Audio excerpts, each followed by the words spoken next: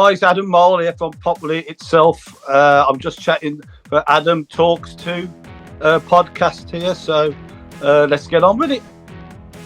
Welcome to the Adam Talks To podcast, where each and every week I'll be talking to a special guest about, well, whatever they want to talk about, as long as it's interesting, of course. Now, whether you are listening on YouTube, Spotify or Amazon Music, make sure to hit subscribe or follow to ensure that you never miss a show. By following the show on social media, you will also get the opportunity to hear about all of my future guests and get the chance to have your question read out on a future show. Just search for Adam Talks To on X, Instagram and Facebook. You can also get in touch by emailing the show on adamtalksto@gmail.com. Now enough from me, let's get on with this week's guest.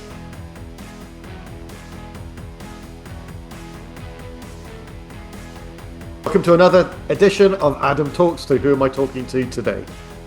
Talking to Adam Mole from PWEI itself. And I'm talking to you, I believe, Adam Davey. Yes. Oh, well, there you go. I've just been doxed, but that's absolutely fine. I don't mind that. Thanks for joining me today, Adam.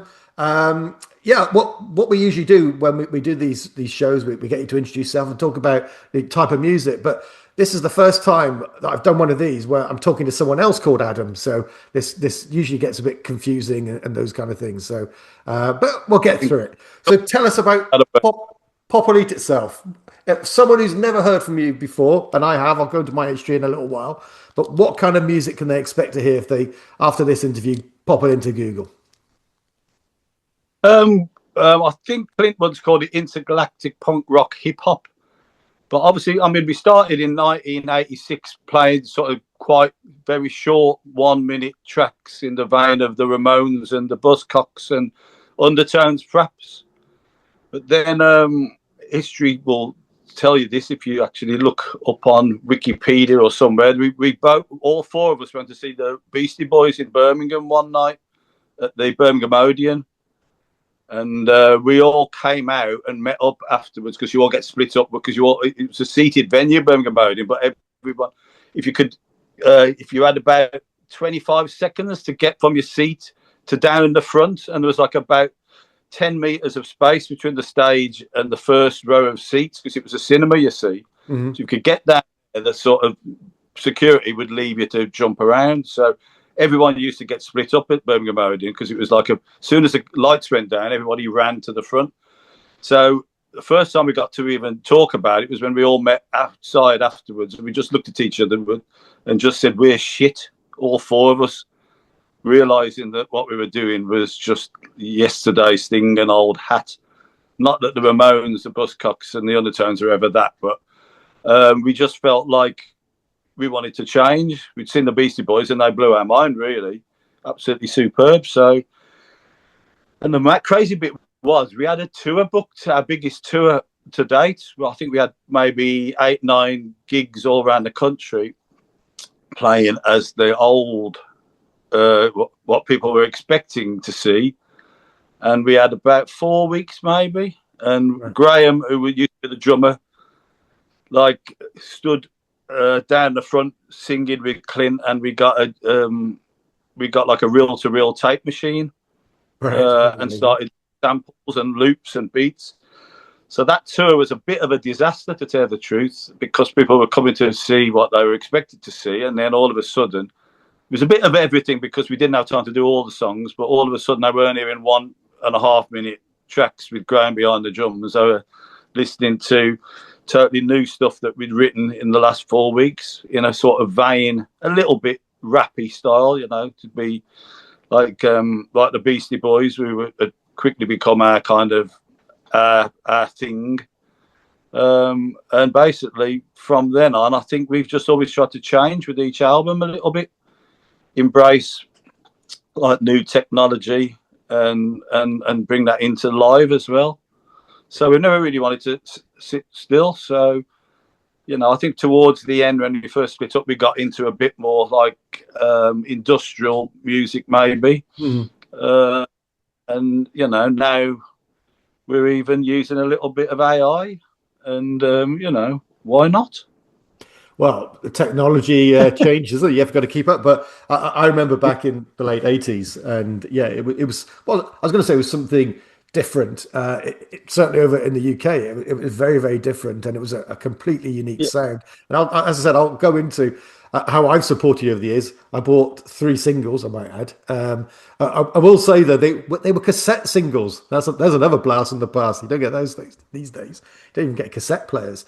But A little comeback a little while ago, but they seem to have gone again. But yeah, I mean, we like to chat. We didn't like stay to be exactly like the Beastie Boys. We did have sort of more sort of dance because like rave was coming along as well. So we had that kind of a thing rather than just pure sort of street hip hop. So and the Beastie Boys had guitars, but like we had guitar like in a couple of tracks, but we like had them in everything. So it was a little bit different. We did feel that we were doing something on our own, and a lot of people say to us now, you're ahead of your time, and stuff like that, which is a lovely thing to say, but, didn't really help us back in the day. Well, you were ahead of your time. I'm not just blowing smoke at this point. Boys, you know what I mean? Yeah, well, at time then, we were the Black Country Beastie Boys.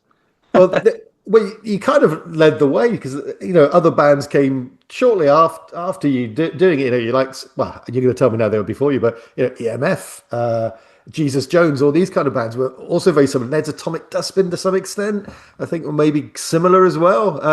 All these bands at that time, but you were certainly the ones who had the memorable samples and hooks. And funnily enough, I was just listening to one of your tracks before coming on today, and I've now got a hankering for some Big Mac fries to go. It still sticks in my head as soon as you hear that hook. It takes you back to I mean, we were quite different to those bands, but it was a sort of scene, between sort of outside grunge and Manchester, and just before sort of Britpop. There was quite a scene of bands that weren't that similar, but like the Wonder Stuff, the Neds, us were from Starbridge, but there was Jesus Jones and EMF and Carter and the Sense of Stings and Mega City 4, the Levelers, and all those bands are pretty much totally different to each other, but had little leanings towards, but it was a kind of scene, I mean, the same fans used to come to all those kind of bands, And the best thing, the most, sorry. But it's sort of strange in that it was, every band was different, but everyone had long hair, leather jackets or parkas, baseball shoes or big Doc Martens or long army trousers or shorts, skating shorts, So the fans were all the same and the bands looked all the same, but the music actually was pretty not that similar. You can literally be describing a photograph of me there, Adam, of me in the early 90s. So. Yeah, well, and there were people outside our gigs, all of those gigs, that you see the same people with like kit bags that were all either planning to sleep on the train station or on someone's floor. There's quite a thing back in the day where people, after the show, after they'd collected all the coins off the floor from people jumping up and down, they'd like start looking for somewhere to stay, and like people would put people up. When they went to Birmingham, you'd have people putting people up in Birmingham.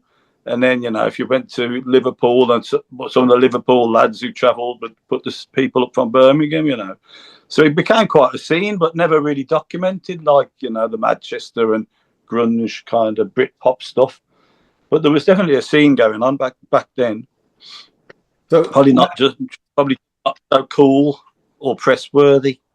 Well, for me, it was, it was cool. We used to love your music and your contemporaries at the time. And I think I said to you when I initially approached you that I saw you twice. Once weirdly on a Radio 1 roadshow, another blast in the past. Yeah, I think we did 2 or 3 of those. It was in Wales. Down in Cardiff it was. Yeah. Yeah, it could maybe. Port Call. More of a seaside place, wasn't it? Just outside there, yeah. Yeah. So I saw you there. And then the most random one, which I'll ask you about because it's a memory of mine. I'm not sure that counts as a gig. I think we played one song, I presume, didn't we? Or did we mime it there? I'm sure. Most probably did. You most probably did. But I think probably was, yeah. But the one I remember, fondly, was you supported Rolf Harris. And I saw you again. supporting Rolf Harris. How I did that do come about? at Keele University. So it was like a summer ball or something like that, or end of term ball it would be, or Christmas ball, I think. It wasn't Stoke, but it was Staffordshire, as it was then, Polly. Like Keele University, I think it Yeah. was. You Well, could ask Paul Snell who books with, because he's the encyclopedia, but he'll be able to tell you. oh no, I I think it was was a there, load of. so I could tell you it I was a bit was. associated with Rolf Harris a little bit here. I think there were probably 7 or 8 bands on. I think they were like in different rooms, but yeah, I do know we did a thing with Rolf Harris. So as I said, I can confirm it was Staffordshire because I was there at the time studying, and I was delighted. You know that it was our end of year ball. We had Rolf Harris and we had another band that I love. So how did the two of you come together? I mean, surely Rolf wasn't there, doodling away. God, that was a slip of the tongue. Doodling away. That one out, hadn't you? Yeah, I have to edit that one for legal reasons. Doodling away and then say, really get me the guys who did Bulletproof. Balls. I write about this in my book. I'm not trying to sell a book, by the way, but I write about this in books.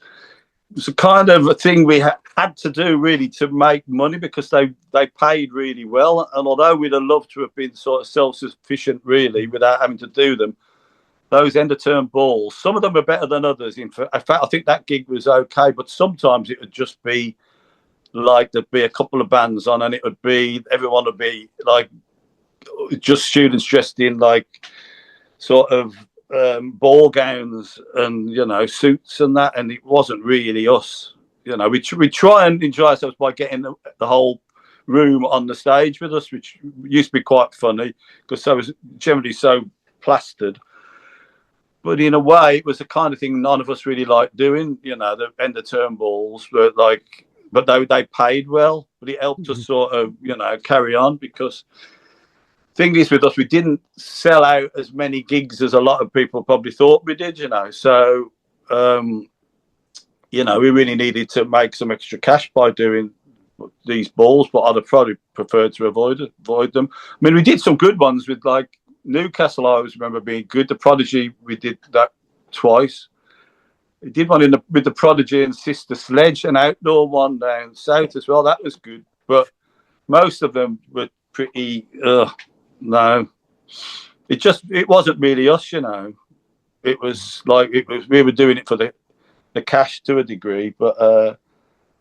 Rolf Harris had a thing though that he was like a student kind of turn, wasn't he? So doing all those kind of studenty things, along with Frank Sidebottom had a period where he was doing like every student ball he was on with us as well. So not tarring the same brush together with those two people, by the way.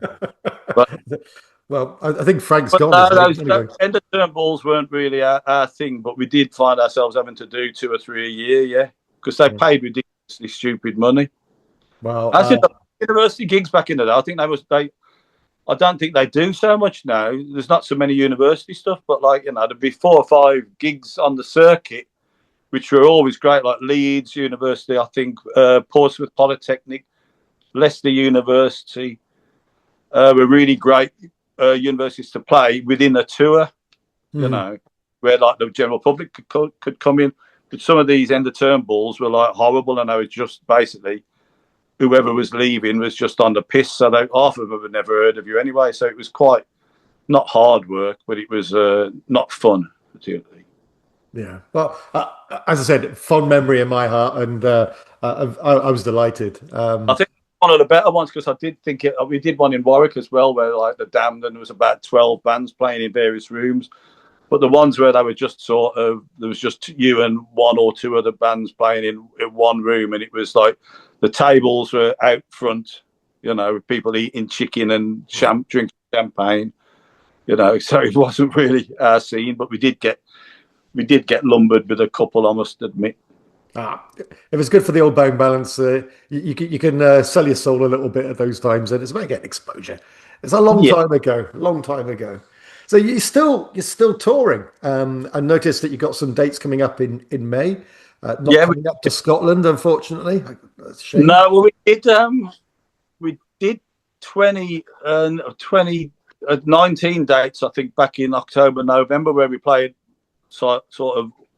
we played everywhere. Played Glasgow and Edinburgh and up in Scotland, and then at Newcastle and stuff. But then we decided just to sort of finish this kind of album tour with like smaller places, like that people don't generally go to, like Frome and Stockton and Carlisle. You know, so we put in a few of the well, not doing the cities again, really. So it's a bit strange, but looking forward to it. You know, I mean, we're playing Portsmouth, which is always one of our favourite places, always was. And there's Northampton and Oxford, so they're not like totally unknown. But some people have been going, "Oh, where's that? Where's that?" Well, funny enough, when I was looking, I saw you're going to Settle, and I misread it as Seattle. So I was thinking, well, that's impressive. Well, Settle, and apparently James Atkin from EMF lives 10 minutes away from there, so it's in his back garden, I think, because he's got quite a big back garden, quite a lot of acreage, I reckon James Atkin has there. So if he's 10 minutes away from the gig in Settle, he's probably just got to go to the bottom of the garden gate. Mm-hmm. Well, you said that your musical style has changed over the years, and obviously now using AI and things. So what would we expect from? Yeah, we have dabbled with a little bit of AI just to see what it's like, but so yeah, we'll see. And how does that kind of?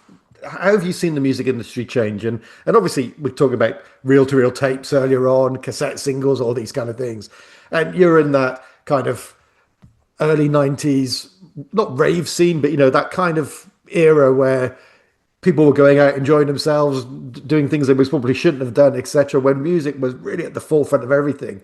And these days, you're streaming and those kind of things. But have you seen any other changes that you think, actually, I like this, I don't like this?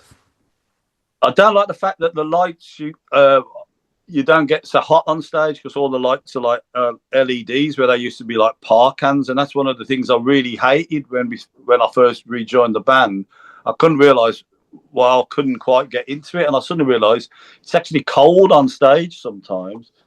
So it's good. I like getting sweaty and stuff. Apparently, some people reckon that Depeche Mode have like heaters on stage, Really? Right, so okay. it makes me feel a bit like back in the day. So, like, that's one of the things. That's a very minor point, though, of course. I don't know. It's just hard. It's harder now as well, you know. It's hard. We haven't got record company. People don't generally have record companies behind them to sort of front the kind of touring. So we're limited in what we can do, you know. I mean, no one wants to lose money. So, like I said, now people have jobs and stuff like that, or I'm actually retired, which is quite nice. Okay.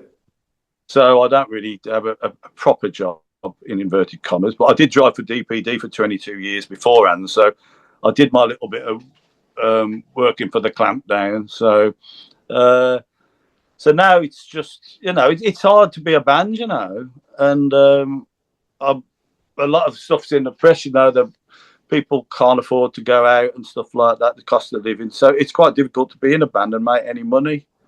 So we were lucky in so much as we were on RCA, I suppose, and they would front like tour support, and so we could do anything we wanted, really. But now it's different. But you just have to adapt, really. So why do you do it then? Obviously, you got the art of it, but is it you just enjoy getting out there and seeing the fans? Or? I don't know, you know. I don't really know. I don't say I've split up the band. The band first rejoined. I sort of only really wanted to do it if all five of us got back, but then like Clint was obviously doing really well in Hollywood and with films, and couldn't really commit, and then like a couple of us just thought, well, I'm not sure, let's just leave it for a bit. Graham wanted to sort of really do it, so he got sort of really good members in, Mary Biker from the Gay Bikers and other people that were in like good, like sort of working bands. But like occasionally some of these people that couldn't, they were on tour. I think the guitarist used to play bass with Gary Newman, and Gary Newman had a big tour. So I think Gray asked Richard from the band if he'd play guitar on a few tracks, and then the drummer had a tour with someone else, and so Fuzz was asked to play drums. And I think I saw him actually at Minehead Shine, and I think Rich and Fuzz were back in the band then. And Gray just called me and said, "We've got a tour of Australia coming up." He said, "You used to love Australia, didn't you?" And I said, "Yeah, I used to love Australia, I did." He said, "Well, why don't you just come, bring your little keyboard, put it under your arm, and come to Australia?" So I said, "All right, I will." And I'm still there. Brilliant. That's about 8 years ago, I reckon. I don't really know. You tell me. No, I'm glad you're still about, and hopefully when you come back to Scotland, I'll see you. I might even try and come down to Carlisle. But no, I'm just curious because obviously a lot of our listeners, we've interviewed newer bands. Funnily enough, as you said, a newer band, quite a big band. They've got day jobs, so it's not like the career it was. No, it's when you were there.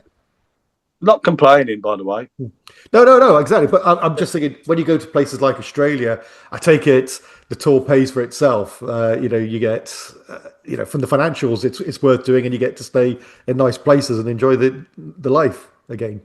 Yeah, I mean, we used to do well in Australia. Strangely enough, it's sort of weird because, as I said, we didn't really sell that many gigs out. So around about,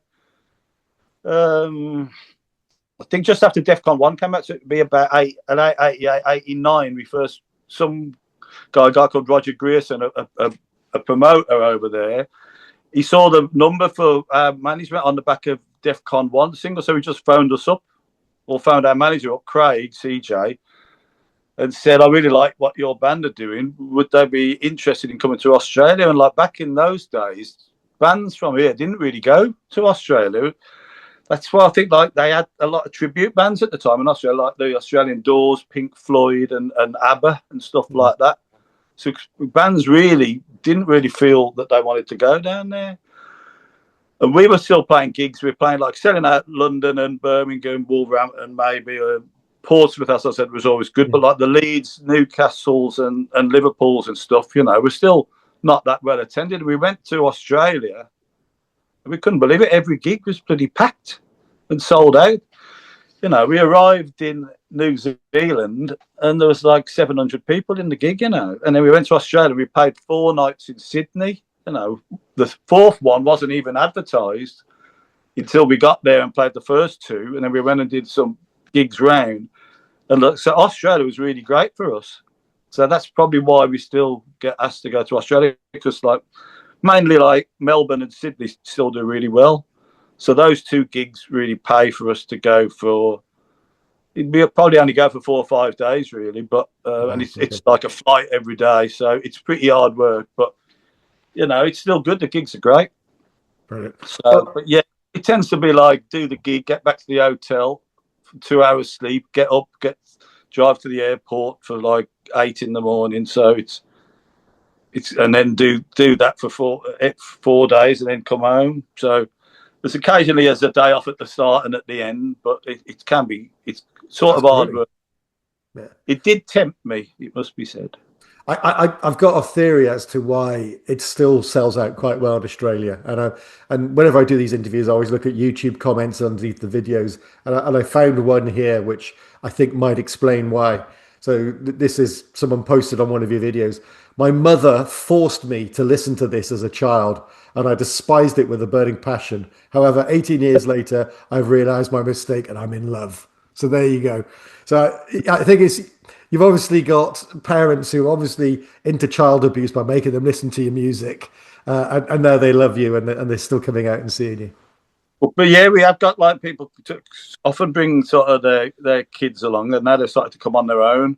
So that is really nice, But the fact that they hated us with a passion is sort of well, because I mean, we did a tour we started a tour with Public Enemy and Run DMC in 1988 as well, and we were like bottled off because we were probably trying to be rappers, weren't we, and not really doing it as we were as people expected. So we weren't liked at all. And the 3rd day, or the 4th gig, I think actually in Amsterdam, I think it was, Run DMC's managers said, "Look, after 4 gigs, I think we only did 3. The 4th gig we got bottled off during the intro tape. So I think Run DMC management said that, you know, for your own safety, you need to leave the tour. I mean, there was about another gigs in Europe, and then it was coming back.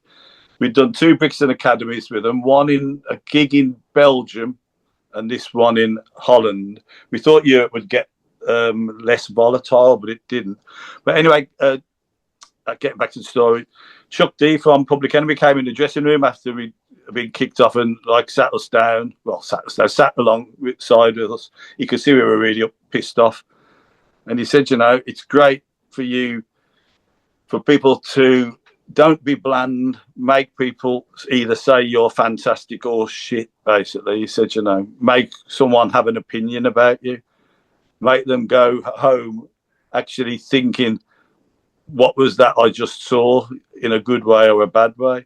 So he said, you know, himself, that they used to support punk bands in New York at the start, and they used to get bottled off. But he said at least people went home remembering the name Public Enemy. So the fact that people despise us with hatred is sort of the other end of the spectrum of being great to me.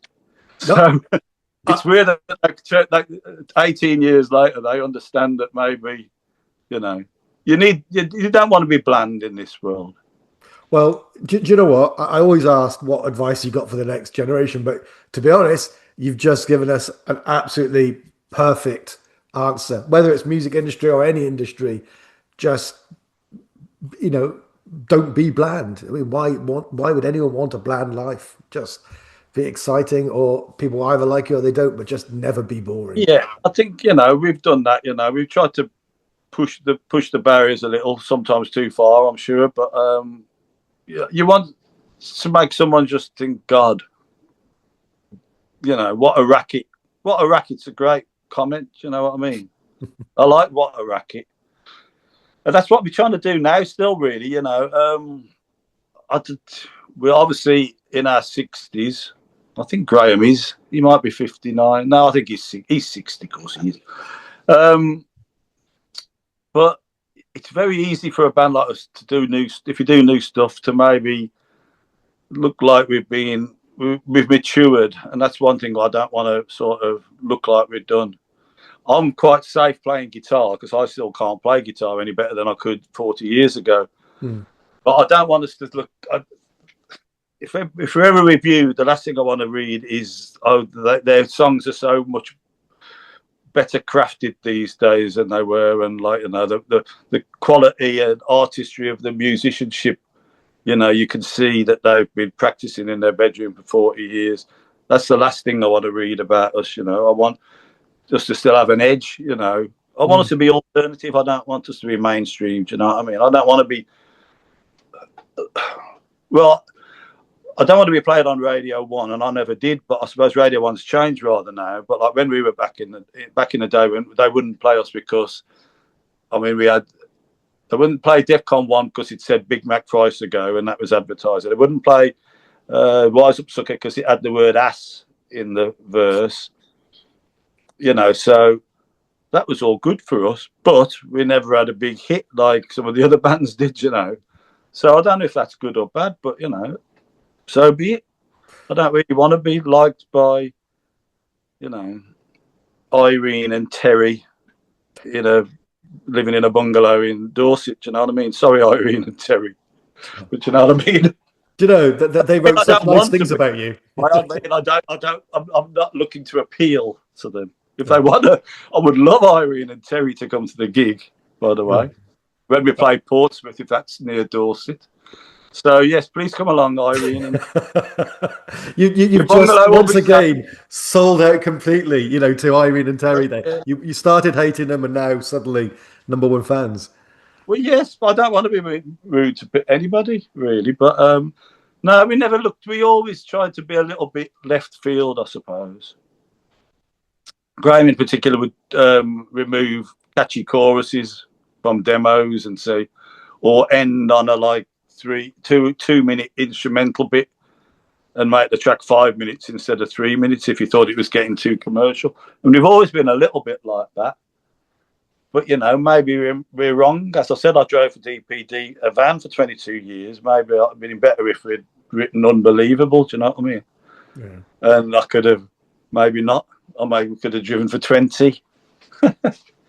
Well, Adam, I'm going to finish up there. I've got a few more things I want to ask you before I go.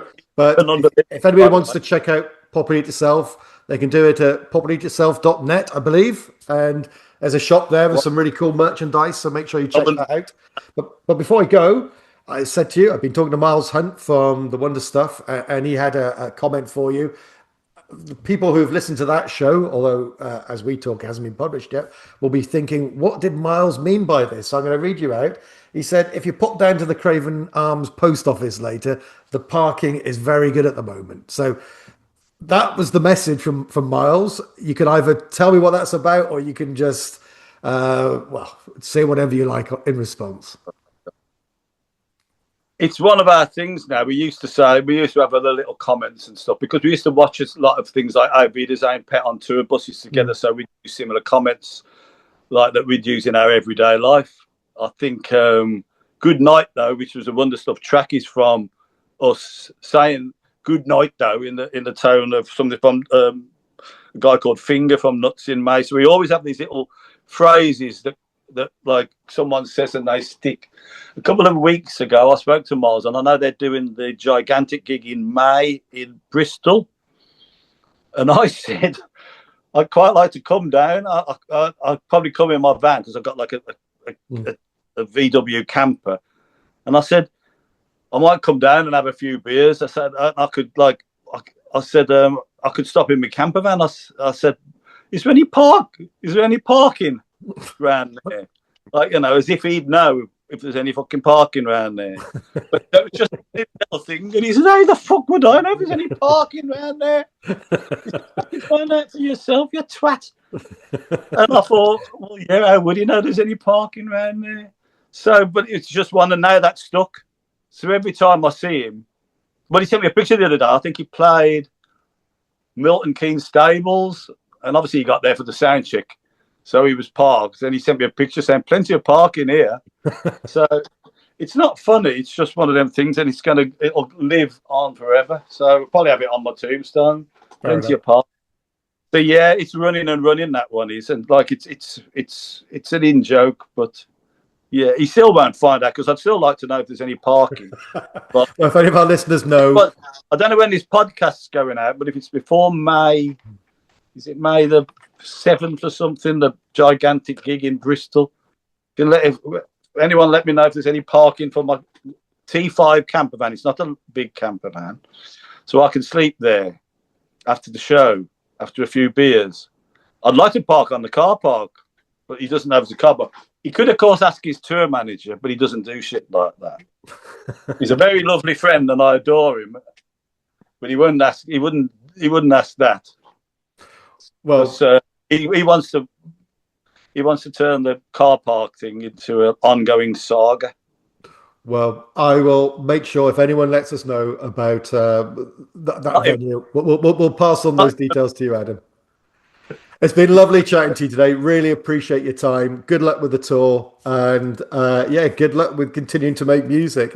And hopefully, I'll get to see you at one of your gigs. And if I do turn up, I believe I just have to pretend to be Buster Gonad or someone like that on the guest list to get in for free. I believe that was a thing that you used to do, was put on a load of random false names on the guest list. You can always, you've got my email, you can always message me, and I promise if you need to know, I'll find out if there's any parking for you then. Perfect. Right, enjoy the rest of your day. A brilliant interview. Thank you for your time. Thank you. Bye. Well, that's it for another week. Hopefully you enjoyed the show and will join us again next time. But before you go, make sure you hit that subscribe button on YouTube or follow on whatever platform you are listening on to guarantee that you don't miss any future episodes. And if you want to ask any of our future guests a question or two, make sure you're following us on social media, where you will hear about the upcoming guests and get to find out how to pose a question to them. Finally, if you want to get in touch, you can email the show using the adamtalks2@gmail.com address. See you next time.